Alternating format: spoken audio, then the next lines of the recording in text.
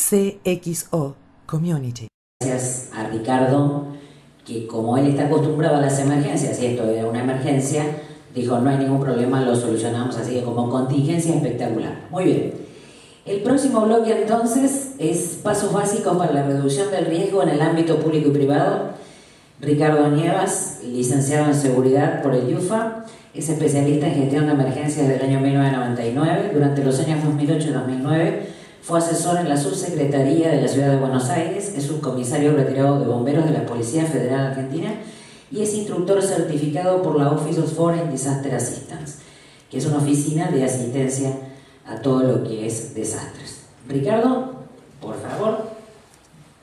Hemos cambiado un poco, no le van a decir María, acuérdense, este es Ricardo.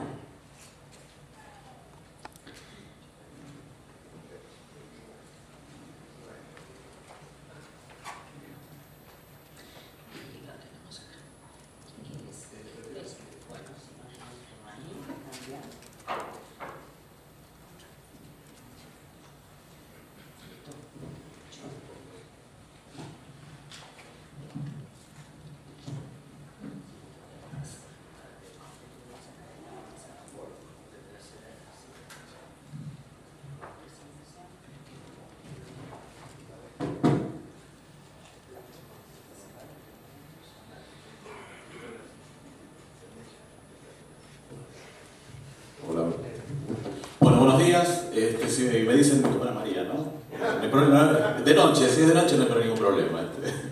Bueno, vamos a ver todo un aspecto específicamente de lo que es la gestión de emergencias y desastres. Normalmente la población en general tienen el concepto de lo que es una emergencia o un desastre, toman contacto fundamentalmente a través de los medios, donde ocurre algún hecho, algún evento adverso, como es el término técnico que se denomina, ¿no? Es decir, el evento adverso es el terremoto, la inundación, los fuertes vientos, y toma contacto fundamentalmente a través de los medios, como les decía. Al principio hay una gran cobertura, muchas veces se habla, lo que se ve en realidad es las tareas de respuesta a ese evento. Y la gente cree, o el común de la gente, que simplemente una emergencia ocurre, hay que reaccionar y de esa forma dar alguna especie de respuesta, y ahí es donde se aplica muchas veces el famoso método digital oscilatorio, ¿no? Que es, y más o menos hacemos así, y ahí es donde vemos muchas veces que no se llega a dar una respuesta adecuada. Lo importante de todo esto es que detrás de una respuesta hay casi un 60 o un 70% de trabajo previo. Por lo tanto, nosotros al ver cómo se da una respuesta a una emergencia, vamos a ver si realmente se tuvieron en cuenta distintos pasos, distintas cuestiones, y como recién también se decía, todo tipo de incidente, y en el caso también de emergencias y desastres, es una tarea interdisciplinaria. Siempre se lo lleva al aspecto público, o sea, uno cuando habla de algún tipo de desastre, de emergencia, se lo relaciona con defensa civil, con los bomberos, que es el núcleo, la parte de salud, la parte de seguridad. Pero de acuerdo a justamente ese trabajo previo que se hace cuando, por ejemplo, se realiza una elaboración de escenarios de riesgo, van a estar interviniendo distintos actores. ¿Por qué? Porque cada situación, cada evento adverso va a tener su característica, y por lo tanto va a ser necesario un cierto grado de especialización. Así que bueno, actualmente no es casualidad que estamos viendo que están ocurriendo distintos tipos de eventos adversos. Si lo llevamos a nivel local, hasta hace 4 o 5 días atrás estábamos hablando del derrumbe. Hoy, en la madrugada, estuvieron justamente una tormenta de viento, que son nuevos aspectos que van apareciendo. Y si vamos a nivel internacional, también vamos a ver que ocurren distintos tipos de eventos de estas características. Y esto no es casualidad, fundamentalmente se dan por dos factores. Uno es el cambio climático, en que el cambio climático ya se ve representado. El evento que ocurrió hoy a la madrugada, los grandes vientos, es uno de los nuevos riesgos en los cuales está establecido y se ha determinado en el ámbito de lo que es la ciudad de Buenos Aires y bueno, el Gran Buenos Aires. Hasta hace años atrás no era considerado como tal. Y bueno, eso justamente responde al cambio climático. Y fundamentalmente también existen otros tipos de eventos que no son solamente los naturales, como son en estos casos, sino también los antrópicos o los provocados por el hombre. Y estos también van en aumento justamente por el aumento de la población, el aumento desordenado de la población, crisis sociales, crisis políticas. Dentro de un evento adverso de origen antrópico tenemos, por ejemplo, un atentado, un gran incendio, un accidente aéreo o de cualquier tipo de medio de transporte. Y bueno, fundamentalmente este gran aumento que hay en los últimos tiempos, y por algo cada vez se va desarrollando más el área de lo que es emergencias y desastres, justamente ante esa necesidad de dar una gestión adecuada. Ya no tenemos que hablar de respuesta, sino de gestión. Tenemos a título informativo distintos eventos de conocimiento de todos ustedes. El tsunami en Japón en el año 2011 fue uno de los más altos, de 8.9 en la escala Richter, si bien aparentemente llegó a 9. Un punto en la escala Richter significa 30 veces más de efectos, y lo que mide la escala Richter justamente es el nivel de daños. También tenemos el terremoto de Chile el año 2010, donde hubo aproximadamente más de 500 muertos. Otro terremoto también unos días antes en Haití, que produjo entre 150.000 y 200.000 muertos, 250.000 y más de 250.000 heridos. Es decir, fíjense la gravedad de los hechos. Ni que hablar del tsunami en el año 2004 que originó 230.000 muertos. Son algunos o los más importantes que han ocurrido. Y después vamos a detenernos en el caso del terremoto de Chile y el terremoto de Haití. Bueno, el atentado a las Torres Gemelas como ejemplo de un evento adverso de origen antrópico. Y esto nos lleva justamente a tener en cuenta que no podemos reaccionar, no debemos esperar a que ocurra el evento. Yo les decía que nos íbamos a detener en el caso del terremoto de Chile y en el de Haití, ya que fueron terremotos de muy similares características desde el punto de vista de la escala, del tipo de terremoto. Y en uno ustedes han visto que hubieron más de 200.000 muertos, más de 250.000 heridos, mientras que en Chile hubieron solamente 516, no porque signifique que una muerte es importante, pero ante una, similitud, ante un caso muy parecido, fíjense que ahí hubo algo, ¿no? O sea, para que haya tanta diferencia. Justamente una gestión de riesgos, una gestión o de reducción de riesgos donde se han tomado una serie de medidas. O sea, de hecho, una de esas tantas medidas que se toman es, por ejemplo, la obligatoriedad de la construcción de edificios sismoresistentes, que no son antisísmicos, sino sismoresistentes. Ojalá se pueda llegar a lograr la construcción de edificios antisísmicos, porque significaría que neutralizan todo el terremoto, pero todavía no. Preparación, alerta temprana, es decir, saber lo que va a ocurrir. Justamente en Chile hay un sistema muy desarrollado, mientras que en Haití, lamentablemente, no existe tal, y ahí tenemos las consecuencias. Entonces, fíjense, con este hecho, la diferencia que existe entre poder gestionar el riesgo y no hacerlo, no tenerlo en cuenta. Fundamentalmente, lo que se aplica para gestionar el riesgo son herramientas administrativas, no se aplica ninguna otra cosa más.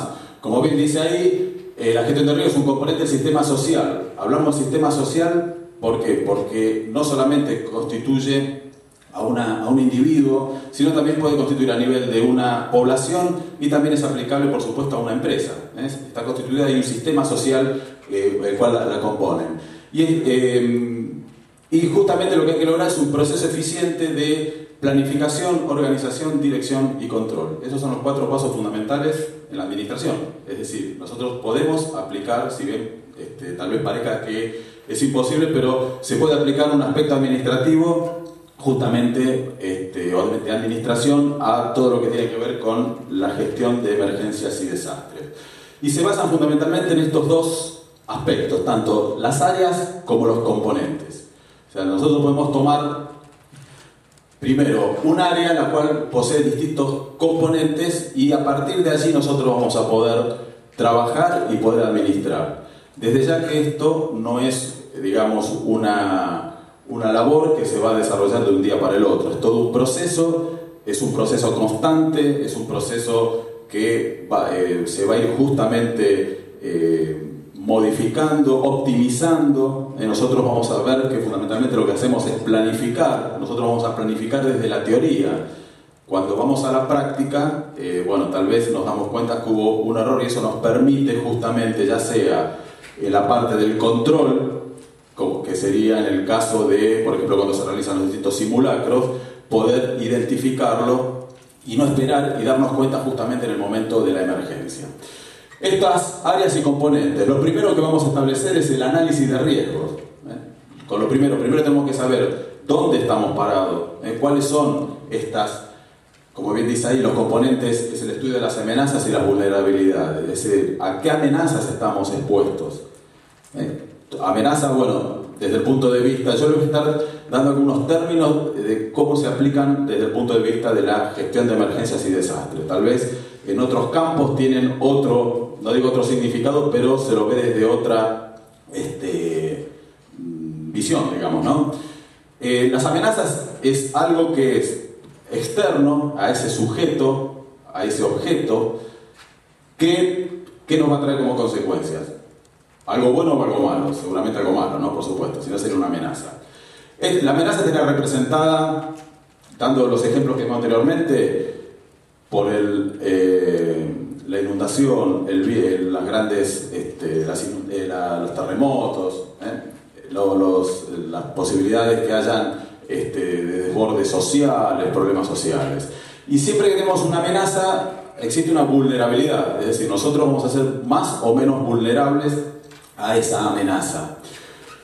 En el caso de emergencias y de desastres, muchas veces no podemos actuar en forma directa de neutralizar o prevenir la amenaza. Sí podemos trabajar en disminuir la vulnerabilidad. Y es el caso justamente que les daba de Chile, del terremoto de Chile. Es decir, no se puede técnicamente anular un terremoto, pero sí podemos trabajar en ser menos vulnerables, con toda una serie de acciones y de actividades que podemos realizar.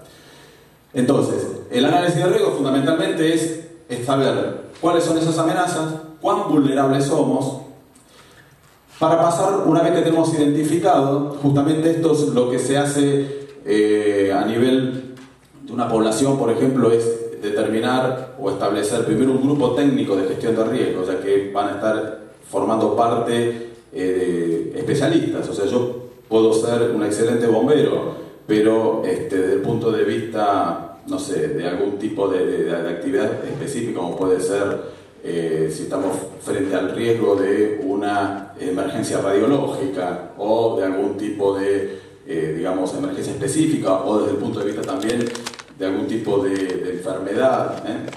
O sea, necesitamos siempre el técnico. En el caso del derrumbe que ocurrió, bueno, es necesaria justamente la palabra fundamental. Fíjense que los arquitectos son los que determinaron que ni siquiera bomberos podían ingresar al área por el peligro que había, ¿no?, de derrumbe. Entonces, en emergencias y desastres no hay nadie que está iluminado y lo sabe todo. Lamentablemente, como me imagino que debe pasar en todo ámbito, existen celos personales, celos institucionales, pero acá justamente es un sistema, por eso se habla de sistema de emergencia, un sistema que es interdependiente, todos necesitamos de todos, ¿sí? Y el conjunto justamente es lo que da esa posibilidad de poder dar una óptima respuesta en caso de algún tipo de emergencia o desastre. Yo cuando hablo de emergencia y desastre, la diferencia que hay, ya que hablamos técnicamente, la emergencia es cuando la capacidad de respuesta frente a un evento no es superada, es decir, puede ser solucionada o puede darse una respuesta en esa comunidad. Cuando la capacidad de respuesta es superada y sí ya se transforma en un desastre. Luego pasamos, una vez que determinamos el estudio de amenazas y vulnerabilidades, a realizar todas las tareas en el área de la reducción de riesgo. Es decir, tenemos un listado de 10, 15, 20 amenazas, ojalá cuanto menos sean mejor, pero bueno, supongamos que la tenemos. Entonces vamos a ver, frente a cada una de esas amenazas, cómo podemos reducir el riesgo. Es decir, el riesgo sabemos que es la probabilidad de que esa amenaza se materialice. ¿A partir de cómo? Bueno, de prevenir o mitigar. Prevenir es evitar. En la mayoría de los casos, como les decía, es imposible. Yo no puedo evitar un terremoto, técnicamente no se puede. No puedo evitar una inundación. Entonces, si vemos que no podemos prevenir, pasamos al segundo paso, que sería la mitigación, que sería reducir los efectos. Allí sí puedo tomar algunas medidas que me permitan, sabiendo que va a ocurrir, sabiendo que no puedo neutralizar la amenaza, al menos si se materializa, que los riesgos o los daños sean menores. Yo puedo construir una defensa ante una inundación, pero tal vez no tengo datos, y como se da justamente de esta parte del mundo donde tenemos una historia muy reciente, o sea, no tenemos registros de, digamos, 200 años atrás, entonces tal vez tenemos algún río en el cual estamos tiene una serie se producen una serie de inundaciones, pero tal vez cada 500 años tiene un pico. Entonces yo hice una defensa en función a los datos que tengo, y resulta que justo se dieron los 500 años y me sobrepasa. O sea, no voy a poder neutralizar la amenaza, pero sí voy a estar reduciendo ese riesgo. Reduciendo el riesgo, exactamente. Una vez que yo tomo una serie de medidas de prevención y mitigación, paso a la tercera área, que sería el manejo del evento adverso. Es decir, ya estoy sabiendo, ya tengo conocimiento de lo que me puede ocurrir, los distintos eventos, y qué va a ocurrir. Estas son netamente las tareas, las cuales el primer componente es la preparación. La preparación es, bueno, de qué forma voy a estar yo organizándome para dar respuesta a esa amenaza o ese evento adverso. Y no son ni más ni menos que la elaboración de planes, la elaboración de planes de emergencia. Yo puedo tener un plan de emergencia que es general, y a su vez un plan de contingencia para las distintas amenazas que yo he determinado. ¿Por qué? Porque no en todos los planes o en todas las respuestas va a estar dada o va a estar de alguna forma interviniendo la misma persona. No es lo mismo lo que es cómo me preparo, cómo planifico para una emergencia radiológica, que para un evento. Uno siempre, cuando habla de amenaza, siempre va a lo clásico, que es el terremoto, la inundación, pero tal vez el corte de los servicios básicos que puede ocurrir. ¿Qué pasa en lo que es a nivel de una población y desde ya desde el punto de vista de una empresa, que por un determinado tiempo haya un corte de energía? Entonces nosotros justamente en este caso de lo que es la preparación, cuando elaboramos el plan, vamos a estar analizando cada una de esas amenazas a nivel de la empresa y cómo vamos a estar preparándonos, cómo vamos a actuar. Es decir, no tenemos que ser reactivos, sino que tenemos que ser proactivos. Entonces, en el plan vamos a estar plasmando todas las acciones en el caso que se produzca ese evento adverso, vamos a poder actuar. El alerta, bueno, hay algunos eventos que nos permite la posibilidad de tener un conocimiento previo o establecer un sistema de alerta o de alerta temprana. Hay muchos eventos que son súbitos, entonces ni siquiera nos da la posibilidad de estar en ese estado intermedio donde tal vez, por ejemplo, en el caso de una inundación, se puede llegar a tener un sistema de alerta temprana en el cual, cuando se llega a determinada cota, es la probabilidad que aguas abajo en un tiempo determinado, digamos, desborde el río. Entonces estamos en esa etapa previa donde puede darse, tal vez disminuyen las lluvias, el caudal y vuelve otra vez a la normalidad, entonces de la alerta volvemos nuevamente a la normalidad. O en el caso que la inundación veamos que justamente se va a producir, pasaríamos ya a las tareas de respuesta, la respuesta al evento. La respuesta consiste, desde el punto de vista de la gestión netamente de emergencias y desastres, a todas aquellas tareas que nos van tendientes a disminuir el sufrimiento de las personas, salvar vidas, salvar bienes y también el otro gran campo, o sea, a nosotros, desde el punto de vista de emergencia, lo que tratamos nosotros de preservar justamente es la vida, los bienes y el ambiente. Entonces ahí están las tareas de respuesta. Eso es lo que realmente ustedes, como les decía al principio de la exposición, es lo que vemos, como tomamos contacto. Nosotros, cuando tomamos contacto de una emergencia o un desastre a través de los medios, es acá, en la respuesta. Nunca vamos a estar viendo cuando se realizan las tareas de estudio de amenaza y vulnerabilidades, las tareas de prevención, mitigación. O sea, nosotros lo que vemos es la respuesta. Y fíjense que hay casi un, digamos, 60% de trabajo previo. Ahí vamos a estar justamente aplicando todo lo que identificamos, todo lo que planificamos, ¿sí? Y van apareciendo nuevas amenazas. Eso es permanente, no es que nos tenemos que quedar en el plan, ya lo tenemos, lo sabemos todo, nos copiamos un plan de otra localidad o de algún otro lugar porque es parecido, no. Cada población, cada lugar tiene su propia característica. Y por último es la recuperación. O sea, una vez que finalizaron las tareas de respuesta, tenemos lo que es la recuperación, consistente en el componente que es la rehabilitación y la reconstrucción. La rehabilitación es brindar los servicios básicos esenciales, luz, agua, en el caso de una empresa, bueno, que pueda comenzar a funcionar con lo mínimo, en el caso de una población, contener a las víctimas, darle un primer servicio, o sea, lo básico justamente. Mientras que la reconstrucción es a largo plazo y es una oportunidad de justamente modificar todo aquello que vimos que se produjo, puede ser a través justamente de esa amenaza. Si nosotros tenemos una población o cerca de un área vulnerable, como puede ser cerca de una zona inundable, y fue arrasada por la inundación, bueno, no volvamos a construir ahí. Entonces esa es digamos, la oportunidad que hay de estar, en el caso que ocurra la próxima amenaza, el próximo evento adverso nos va a encontrar justamente en una mejor posicionado.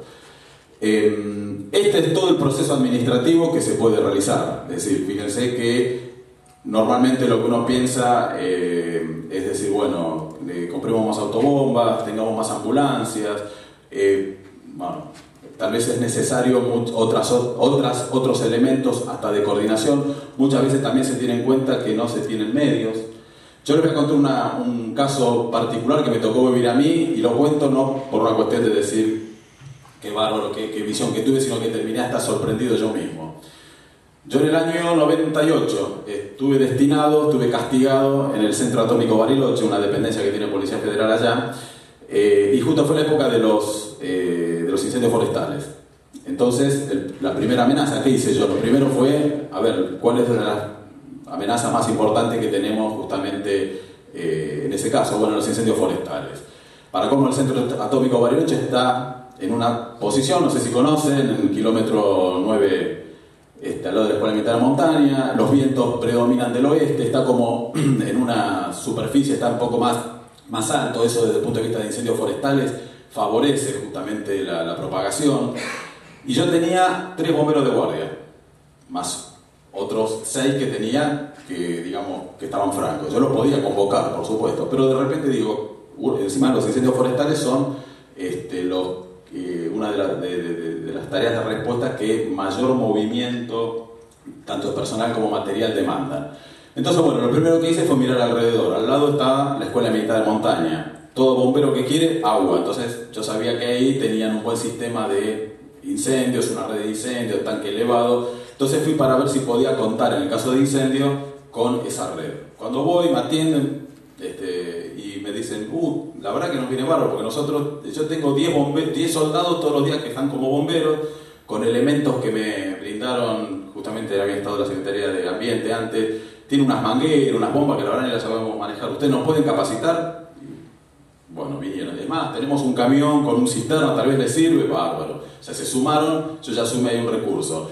En el Centro Atómico Bariloche mismo, me habían dicho que hacía unos años se había recreado una especie de brigada digamos, para colaborar. Entonces, bueno, nuevamente hablo con el jefe de seguridad, hicimos una convocatoria, vinieron como 15 empleados, eran netamente voluntarios, y que iban a tener una serie de tareas ya no de riesgo, sino de apoyo logístico. Si yo tenía 6 bomberos, los cuales estaban atacando el incendio forestal, yo no podía desprenderme de uno para que vaya a buscar, no sé, una manga. Entonces sí, ese empleado del Centro Atómico podía hacerlo, y realmente así fue que lo logramos. Se sumaron otros 15. Detrás del Centro Atómico Bariloche está la Universidad del Comahue, hay un centro de salmonicultura, es donde se crían truchas, tienen grandes piletones, motobombas. Bueno, resulta que tenía material de incendio, habían 6 empleados, 8 empleados que también se sumaron. Hablé con la gente de Gendarmería que tiene la seguridad del centro atómico. La cuestión es que yo si me hubiera quedado, o sea, primero tenía la tranquilidad del ignorante. Como no sabía nada, pensé que no iba a pasar nada. Pero bueno, de repente iba a venir el incendio forestal. ¿Qué iba a hacer? Ahí iba a mirarme con 3 bomberos. Bueno, el hecho de poder identificar la amenaza. Tareas de prevención y mitigación. Bueno, de prevenir, no se puede prevenir el incendio forestal. Mitigación, también dentro de esas tareas que hicimos fue hacer algunos, son calles, ¿no? Para evitar justamente que el incendio se corte ahí, deforestamos ciertas partes, y después dentro de las tareas de preparación hicimos un plan, sabíamos cuándo íbamos a llamar, la forma en que íbamos a llamarnos, o sea, llamar en el sentido porque uno cuando forma parte de un plan, una institución o un sector dentro de una empresa, no es simplemente, todos quieren ser bomberos, ¿no? Entonces, sí, yo estoy, cuando llega el momento uno lo llama y tal vez no está. Entonces, el hecho de formar parte de un plan también significa una responsabilidad, ¿no? de formar parte del plan. Bueno, la cuestión que, como en síntesis, yo si me hubiera quedado con nada, me hubiera sorprendido el incendio forestal, tal vez sería famoso ahora porque era el bombero que tenía que apagar el incendio que arrasó el centro atómico Bariloche, pero logré formar un grupo de aproximadamente 45 o 50 personas. Hablamos el mismo idioma, hicimos capacitaciones en común y si, yo tenía los recursos tanto humanos como materiales a disposición, simplemente es administrar y aplicar esta parte de lo que es la gestión de riesgos.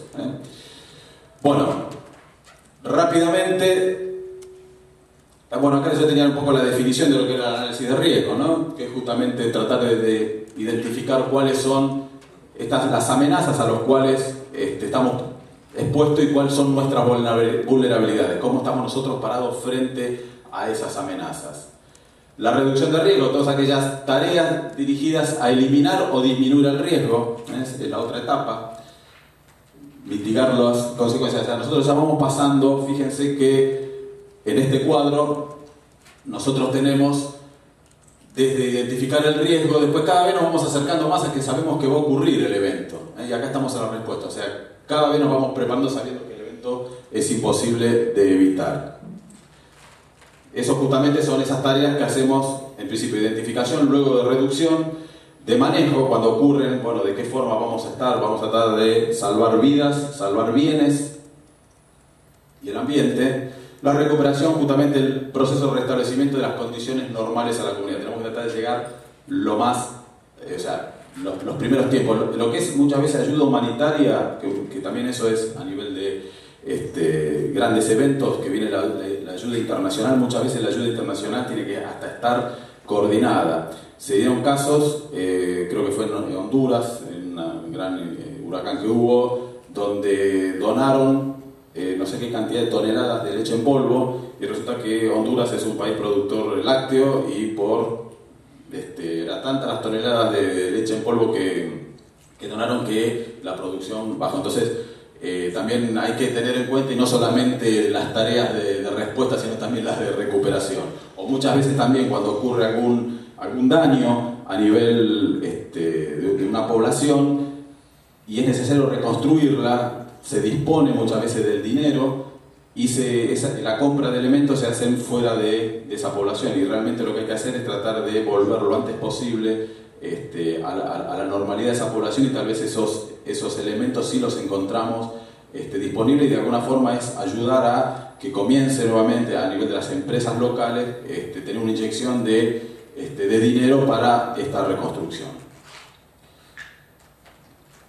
Bueno, y acá, como resumiendo, estas son las cuatro áreas que habíamos dicho, que tienen que estar justamente no en forma separada, sino superpuesta, y logramos justamente en el medio lo que sería la gestión de riesgo. Y esto es permanente. Antes hablaba del ciclo de los desastres, donde era como una especie de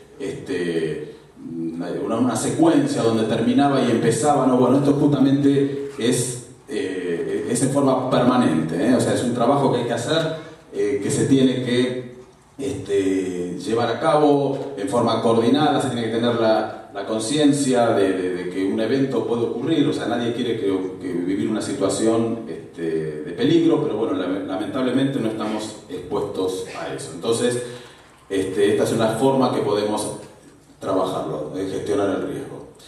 ¿Cómo sería, como ya para finalizar, cuáles serían los pasos básicos, aparte de aplicar este cuadro que vimos recién, que es de cómo gestionar el riesgo? Lo primero que hay que hacer, esto es aplicable tanto a nivel público como privado, ¿no? La conformación, como les decía, de grupos de gestión local integrada de riesgos y desastres, donde van a estar los distintos tipos de especialistas en el campo, cada uno de ellos, desde el punto de vista del área de salud, como técnico, como también el ámbito privado es necesario, y muchas veces se tienen los recursos al alcance de la mano a través de alguna empresa y no se la tiene en cuenta. Por eso la importancia que haya a nivel digamos público y privado. Una vez que conformamos esos grupos, que identificamos quiénes son los que van a conformarlos, es elaborar los escenarios de riesgo. Una vez que nosotros también identificamos y elaboramos esos planes de riesgo, ya de esa forma se van armando distintos grupos especialistas para cada una de esas amenazas que hemos identificado, para luego elaborar el plan de emergencia. El plan, que no tiene que ser algo que está escrito, muchas veces uno va y dice, ¿tienen plan de emergencia? Sí, ¿dónde está? A ver, lo sacan así de abajo, lo sacan el polvo, está todo amarillo, un plan que copiaron. No, el plan tiene que estar permanentemente,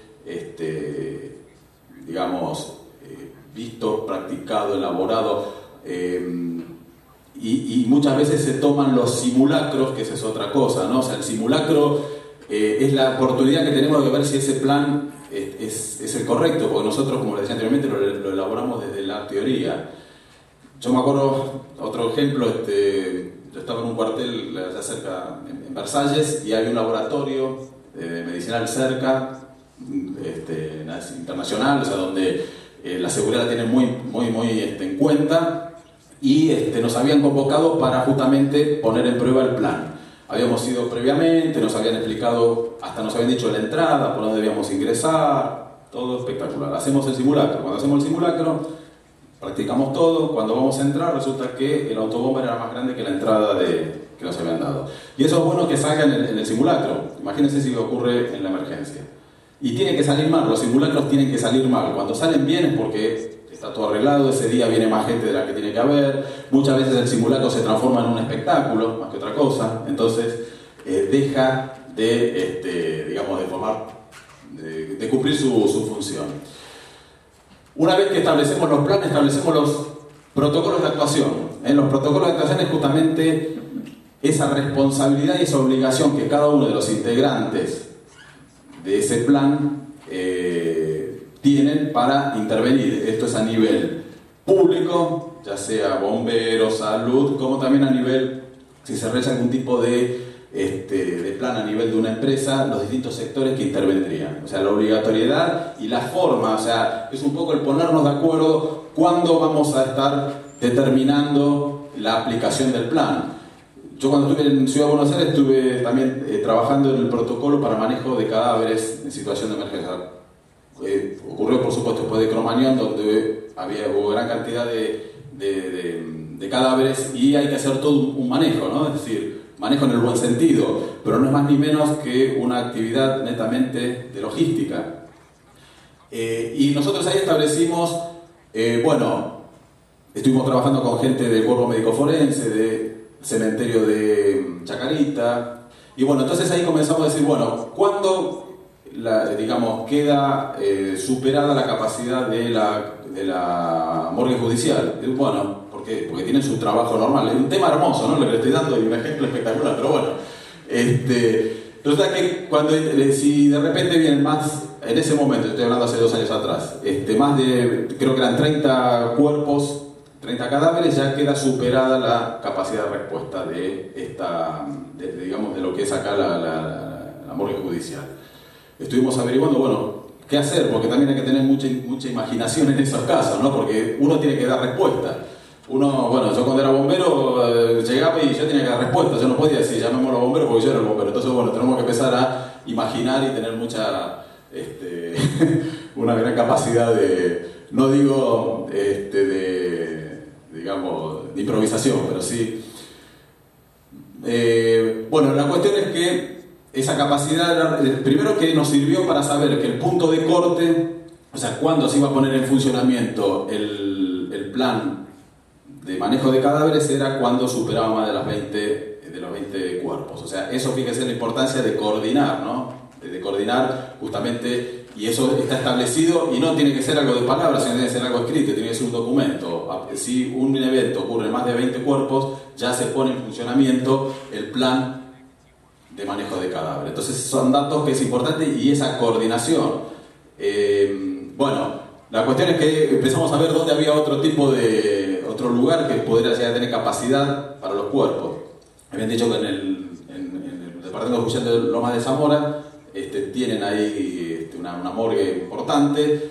Yo justo vivo en Lomas de Zamora, un fiscal que es amigo, entonces le pregunto y me dice, espera, llama y dice, ¿tienen capacidad? Sí, ¿para cuánto? Para 60. Ah, bueno, pero hoy tenemos 65. O sea, un día normal ya estaban capacitados, ya estaba superada la capacidad normal de la obra. Entonces, bueno, ahí es donde tuvimos que establecer, vimos desde el punto de vista privado, muchos hablan, sí, los mandamos en los camiones de refrigeración. ¿Qué empresa, se imaginan, qué empresa que tenga el logo grande salga por la televisión donde están poniendo cuerpos? No se puede imaginar. Bueno, fuera de eso se reacondicionaron unas instalaciones existentes que habían en Chacarita, y después se estableció la posibilidad, después se tuvo que investigar también, hay que mantener los cuerpos a unos 10 grados, o 4 grados, perdón. Entonces, bueno, donde eso se puede establecer en algún sector con hielo, saber dónde se compra el hielo, qué sectores hay, y después también llegamos a la conclusión de que habían 3 pistas de hielo, y bueno, también se estableció como recurso, porque uno dice sí, 80 muertos, 50 muertos, pero un avión o cualquier evento que ocurra lo puede superar tranquilamente. Entonces, eso no era un tema muy lindo, yo se lo estoy diciendo ahora. Yo estuve trabajando casi como 6-8 meses con ese, yendo a Chacarita, viniendo, hablando de temas, pero se imaginan que no es lo mismo preverlo, saber dónde ir a comprar el hielo, dónde mandar, que hacerlo en el momento, ¿no? Y con lo que significa además todo el aspecto de lo que es la muerte, los familiares y todo lo demás. Bueno, entonces, como en síntesis, todo esto es importante para establecer que los protocolos de actuación es la letra fina del plan. Quiénes se intervienen, a quién hay que avisar, cuándo se pone en funcionamiento el plan. Y después, bueno, ya como otro punto, estos son puntos que se pueden hacer, es el sistema comando de incidente o comité de crisis, como se dice también, es establecer justamente cómo intervienen en emergencias distintos organismos, en una empresa puede ser distintos sectores, que no sean digamos, establecimientos estancos, que no esté el comando de bomberos por acá, el comando del área de salud por acá, sino estar todos juntos. Entonces, de esa forma también se trabaja en forma coordinada. Ya yendo un poco más, se pueden conformar equipos EDAN. Equipos EDAN se le llaman equipos de evaluación de daños y análisis de necesidades. Esto con respecto a la ayuda. Muchas veces, como les decía, de la ayuda internacional, o cuando nosotros vemos que hay una inundación, lo primero que dicen es manden chapas y manden frazadas, y tal vez lo que hace falta es agua potable o algún tipo de elemento. Entonces, estos equipos lo que hacen es evaluar el daño, y a partir de ver los daños vamos a saber cuáles son nuestras necesidades. Bueno, después hay otros, esto ya más específico, PRIMAP, que es primera respuesta con materiales peligrosos, o sea, cómo se puede actuar, brigadas forestales, etc. Esta sería un poco la secuencia, si podemos decir, de cómo se trabajaría una vez que aplicamos la identificación de las amenazas, las vulnerabilidades y quiénes serían los artistas. Bueno, esto es un poco el grupo técnico, tan conformado, tiene que ser algo interdisciplinario. La elaboración de escenario de riesgo, bueno, lo expliqué, hacerlo lleva su tiempo, es algo que es permanente, poder elaborar, no solamente identificamos las amenazas, sino también nos permiten priorizarlas, porque ningún, digamos, sea población, empresa, no está solamente expuesta a una o dos amenazas, está a muchas. Y además nos permite identificar nuevas amenazas que tal vez no lo sabemos. Una de las nuevas hipótesis de riesgos que se daban en la Ciudad de Buenos Aires era, con el auge del turismo y de los cruceros, hasta hace, no sé, ahora este año cuántos habrán, pero vinieron al puerto de Buenos Aires unos 180 cruceros. Cada crucero trae aproximadamente 4.000 personas entre tripulación. ¿Se imaginan algún tipo de incidente que ocurra, que no sé, o a nivel de algún tipo de enfermedad, que tenga que hacer una cuarentena? ¿Cómo hacemos para tener 4.000 personas? Un pueblo. Entonces, bueno, van apareciendo nuevos, y tenemos que tener la mente bien amplia como para no identificar lo que es lo tradicional, ¿no? Bueno, elaborar los planes de emergencia, establecer los protocolos, fue lo que estuvimos hablando hasta ahora. Establecer un sistema de comando de incidentes. Esto es netamente la respuesta. Cuando estamos en la respuesta, que estemos todos, digamos, todos los mandos, todos quienes intervienen representados y trabajando en forma coordinada. Bueno, después primeros respondedores de incidentes de materiales peligrosos, incendios forestales, etc. Esto sería más o menos está un poco más también llevado a lo que es a nivel de la población, ¿no? O sea, tal vez a nivel de una empresa tener una brigada forestal, pero bueno, es un poco cómo sería la secuencia. Y como hablamos de muchos muertos y temas que no son agradables, me imaginé que iban a terminar así, por si tienen alguna duda o consulta. Sí, cómo no. No te pasa. No, una reflexión, como mencionaste Haití. Cuando Naciones Unidas se desplaza a Haití, hicieron el escenario de riesgos. En el escenario de riesgos habían puesto las tormentas tropicales como número 1, como número 2 estaban los terremotos. Y esos eran los más probables. Nadie analizó el más peligroso. El más peligroso era un terremoto de gran magnitud donde colapsaran los edificios de mampostería. Por eso metieron todas Naciones Unidas a vivir y trabajar en un edificio que colapsó. Se murió el secretario general y gente que sobrevivió en puestos claves hubo que evacuarla porque se habían muerto los familiares. Sí. Yo sé que en una empresa, por motivos de economía, muchas veces lo más peligroso no se puede tener en cuenta en lo que hace a la adopción de medidas preventivas, pero por lo menos sí a tenerlo en cuenta para saber qué hacer. Exacto, sí, eso es importante. Justamente cuando nosotros elaboramos los escenarios de riesgo, permitir darle esa prioridad que tal vez no se le da o se le aplica. Hay una herramienta, hay una forma de cómo elaborar planes, estableciendo la información que se tiene, antecedentes históricos, y eso nos da una prioridad. Y además, muchas veces ocurren en eventos adversos donde hay un evento generador, un evento principal, en este caso el terremoto, y luego tenemos eventos secundarios. También otro ejemplo lo tenemos en lo que fue Japón, donde fue el tsunami y tuvimos como efecto, además de tantos efectos secundarios, lo que fue la central nuclear, ¿no? Y además es importante eso de los servicios básicos esenciales que van a estar respondiendo a la emergencia, tenerlos en sitios adecuados. También ocurrió hace un par de años en Perú, que hubo un terremoto y colapsó el hospital, y toda la capacidad de respuesta desde el punto de vista sanitario se vio colapsada. O sea, no había. Y encima en lugares donde nosotros, entre todo en Argentina, estamos, primero comparándolo con otras partes del mundo, vivimos en el paraíso, desde el punto de vista topográfico también, porque hay muchos países o regiones donde los pueblos quedan totalmente aislados, en zonas montañosas, todo lo que es Centroamérica, un poco Colombia, Ecuador. Entonces, hay que tener muy en cuenta eso, o sea, que nosotros estamos acostumbrados a que, bueno, la respuesta la vamos a tener enseguida, porque los accesos son, o porque la respuesta la tenemos, o la capacidad, digamos, no va a estar alterada, pero es un elemento fundamental esto, a utilizar bien, digamos, identificar bien los riesgos y salvaguardar quienes nos van a estar justamente salvando, ¿no? O actuando en primera instancia. ¿Alguna otra pregunta? Bien, nos vamos a ir al break, que vos supongo que te quedás también, sí. A tomar un café, así que le pueden consultar. Un aplauso. Muchas gracias.